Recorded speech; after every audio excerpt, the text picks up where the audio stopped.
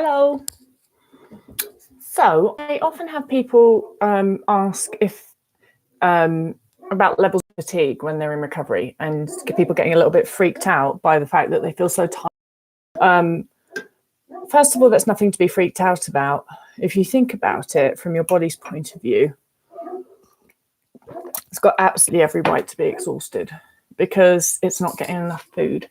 Food is energy. So it's got, and the reason that you might be thinking, well, why do I feel exhausted in recovery when I didn't actually I felt like I had energy when I was restricting? And that's because if you're restricting food, think about it from your body's point of view, your body thinks that you need to migrate. And if you need to migrate, well, that's pretty fucking important, isn't it? So your body has to create or give you the perception that you have this energy, enough energy to move. Because if you don't migrate when there's not enough food, you're going to die. So your body's just like, well, we're in a famine, so evidently I have to move. And that's what you feel like. I know that's why I ran. I was both exhausted when I had my exercise compulsion, and then I felt like I had this buzzy energy. And it's like when I started running, I'd always just have enough energy to complete it. And then when I went into recovery, I was exhausted and I didn't have any energy. Couldn't even fathom going running. And it just seemed bizarre. But then if you think about it from my body's point of view, I was eating. So the famine might be done. We might have reached the place where all the food is. And if we've reached the place where all the food is, then we no longer need to migrate because we evidently got there. And so then my body's just like, oh, thank fuck for that. I can actually communicate how very tired I am. Because it wasn't that my body wasn't tired before. It was just like, well, we can't say that we're tired because we gotta freaking migrate. We've got to get going.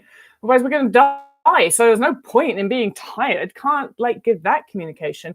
I was always tired. I was exhausted. All that time that I thought I had this energy, my body was actually exhausted. All that happened when I started eating is that started to come through, and my body started to actually communicate how very damn exhausted it actually was. And that can be a little bit scary because, well, my brain just started to say, well, this is what happens, isn't it? You're a lazy shit. And if you start resting, all you want to do is rest, and you lose the ability to do anything other than rest. But of course, eating disorder brains are just annoying like that. But a part of me was kind of, I don't know, but why? But a part of me just sort of knew that this is because I was just really, really tired. And I have every right to be really, really tired. And it's fine that I'm really, really tired. And a part of me knew, I bet this will pass. As I actually get better and as my body recovers, I probably won't feel tired forever. So despite the fact that my eating disorder brain was harping on about, you're going to be, this is the new you now, you don't have any energy, and you can't do anything, eating disorder brain was harping on about that. But my sensible brain just kind of knew, this is what it's going to be like for a little while, and this is how it needs to be right now, and this is how it should be right now. Because this is what you need to do to recover. You need to just not do very much. So then the other thing that a lot of people can get that, but then they think, well, okay, I get it. That's fine. So it's okay to be tired for a little while when you're in recovery, but then they put sort of conditions on it. They're like, well, it's okay to be tired for I don't know, 6 weeks, but any longer than that, that's not all right. Or it's okay to be tired for 6 months, and then any longer than that, and that's not all right. So in the same way, unrestricted eating is unconditional. It means that unconditionally you listen to your body, and if your body says, I want more food, you give it more food. You don't stop doing that after 6 months. You don't stop doing it after 6 years. It's unconditional. Unrestricted rest is also unconditional. Like right now, if my body says, you know what, pretty tired today, I'm going to rest. It's a communication from my body, just in the same way the communication to eat food is a communication from my body. And communications from my body aren't lies. Like our bodies will got no agenda to do that. So in the same way, if I get a communication from my body saying, I want more food, I'm going to listen to it unconditionally. If I get a communication from my body saying, I'm exhausted, I'm going to listen to it unconditionally. And so if you have fatigue and recovery, you listening to that and you resting, that has to be unconditional as well. And so it doesn't mean that you rest for 6 months or 8 months, then you go, right, look at the time, body. Don't care what you're still telling me that I need more rest. We're going to get up and start doing things because you've had enough rest, body. You don't know what's going on in there. Could be building or repairing a freaking organ for all you know. You don't know how long that takes either. So you don't get to judge. You just get to listen and go like, all right, body, you got it. You got it. You say more rest. We are doing rest today and tomorrow and the next day. And we're doing rest for as long as you need it. All right.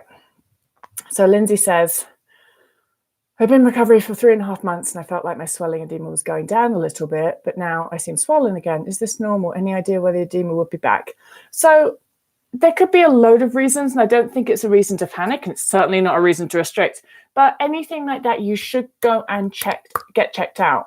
You can just go to your, well, really the best thing to do would be go to someone like Dr. Gaudiani, who knows what the hell she's going on with, being a doctor and also specializing in eating disorders. But not everybody can do that.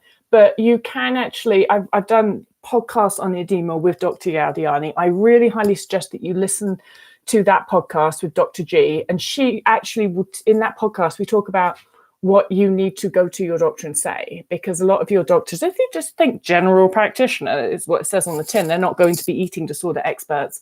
But if you go to your doctor and say, hey, I need a test for this thing, then your doctor can probably look into that. And you sometimes have to do a little bit of education with your doctor as to what things they need to be looking for edema. But that's all in that podcast, so I highly recommend that you listen to that. And if I remember, I'll put the link somewhere.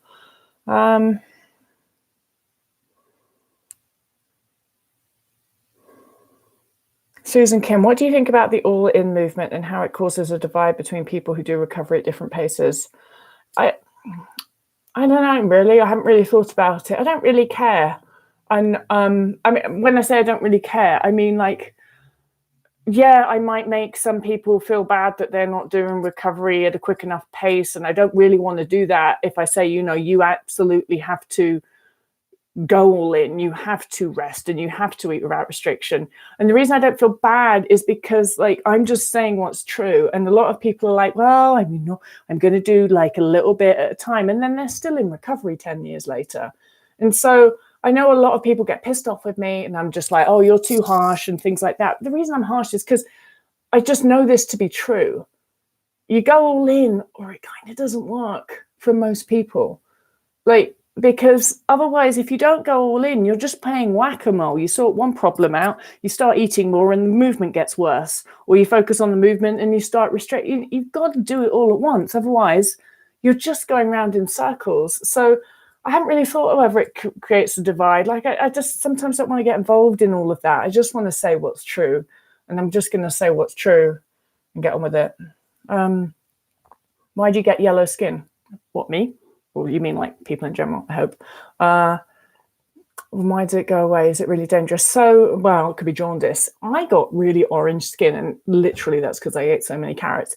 I ate so many carrots when I was sick because, my eating sort of love carrots. It's like, well, they're kind of hard, so they're hard for my body to digest. So I'm probably burning calories as I digest them. They're a little bit sweet, so, and they're cheap because I was a cheap ass as well. So I used to eat buckets of carrots, and my skin went orange, and it was legit because I was eating so many carrots, and that's really fucking sad, isn't it?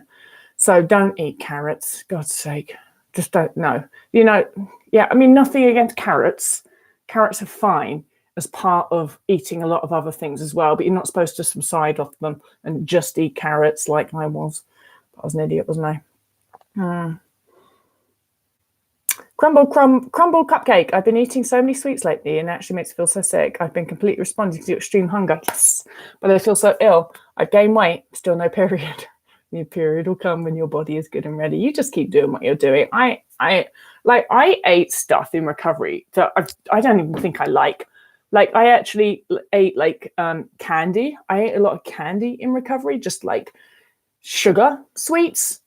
I don't even really like candy. Like, I love chocolate. But candy, like those red shoelace sweets, I ate so many of those in recovery. I ate them and I don't even think I liked them when I was eating them, but I still would buy them and eat them. It's like a pregnant woman having cravings. It was bizarre. So just don't, and often I would be like, I don't even like these, and I'd be shoving them in my mouth, and I'd make myself feel sick eating a load of candy that I don't. But what my body was obviously just like, woman, you need candy, eat it, and I did, and it worked out just fine.